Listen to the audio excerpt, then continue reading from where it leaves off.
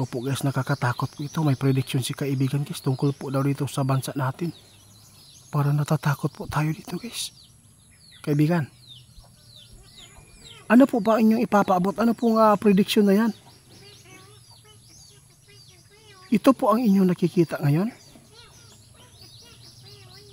Di ba hinulaan na po inyo ito? Sa lahat po daw ng hindi naniniwala sa mga ipinapaabot ng ating kaibigan, okay lang po pag di po nyo gusto ito, pwede po kayong mag-skip dyan ha. Hindi po ito pagpipilit sa inyo na paniwalaan po itong prediction ng mga kaibigan natin. Tungkol po ito sa mangyayaring kaguluhan dito guys, no? Ito na po siguro yung sign na World War III. Nakita ni kaibigan ngayon guys na magaganap ang World War III kung hindi man ngayon sa susunod na taon. Bakit po kaibigan?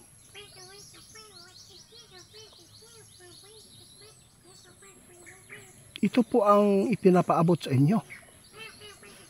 Kung hindi daw matuloy ngayong taon na to guys ha, sigurado sa susunod 2026 maghanda tayo. Ha, maghanda tayo. Dahil po alam po ninyo marami na po talaga ngayon na mga bansa na hindi po nagkakagusto sa pamumuno ni Trump. Dahil po sa mga taripa na kanyang ipinapaabot sa bawat country. Dahil sa sobrang, lalo na po yung China ha, sobrang nakakatakot po ito guys. Kasi hinulaan na po ito ng ating kaibigan na mayroong mga bansa nagplano ngayon na pagtulungan po ang Amerika kaibigan. Sign po daw ito guys, no? Sign po ito ng World War III. Dahil po sa ipinatupad ni Donald Trump sa mga taripa ng mga bansa na kanyang binigyan ng taripa po, no? Grabe po ito guys. Ito po ang sign guys kasi po marami itong masasagasaan ba. Kaibigan, bakit po ito nyo napapaabot itong prediction na to? Nais lang po niya na mabigyan kayo guys na estimated ba kung kailan po ito mabubuo at kailan po ito mangyayari. Mayroon ng sign. Kung hindi man ito matuloy yung World War III ngayon guys, sa 2026 sigurado guys na mayroon po nga sisiklab po na World War III dahil po sa mga taripa na Diyos ko po, nako.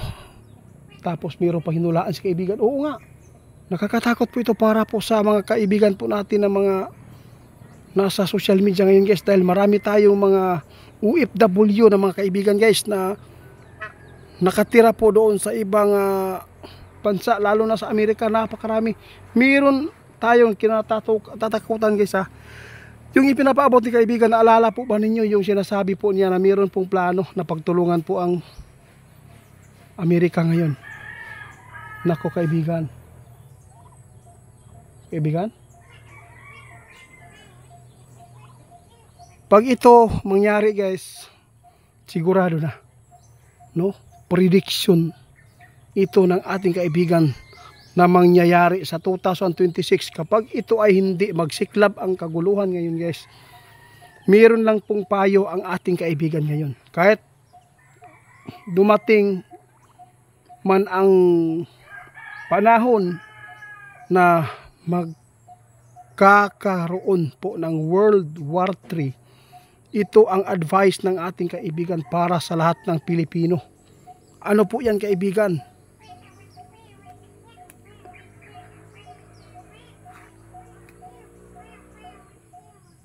Oh, ito ang sabi ng ating kaibigan ngayon guys. Kung sino man po yung makapag-share sa ating video, maraming salamat. Dahil po isa na po kayo dyan makapagligtas sa ilang libo na tao. Dahil po guys, ito ang advice ng ating kaibigan. Dapat ang mga namumuno sa atin hindi magpapagamit ngayon sa ibang bansa. At hindi pwede na makikialam po tayo sa kaguluhan. Dahil kapag, oo, tama si kaibigan guys. Kapag nakikialam ka, nanghihimasok ka sa gulo ng iba, siguradong ikaw ang pinuntirya. Ikaw yung puntiryahin dito. Kaya Sa lahat po ng makapanood sa ating video, paki-share po guys kung hindi man masakit sa inyong loob na ito ay libu-libong tao na mapaligtas natin dahil po sa advice ng ating kaibigan. Dapat po daw hindi po tayo makikialam kung ano man po ang kaguluhan kahit dumating man ang World War III para hindi tayo mapagbuntungan po ng galit. Yun po ang totoo. Ngayon nakuha ng ating kaibigan information guys na mainit po ang China po ngayon sa Australia o sa Amerika. Pasensya na, nagkakamali tayo. Sa Amerika. Dahil po sa ipinatupad ni Trump na mga taripa doon sa China. Lalimang ka na 145, lulubog sila yan. Di ba? Lalong lumalapit po ang World War III dito.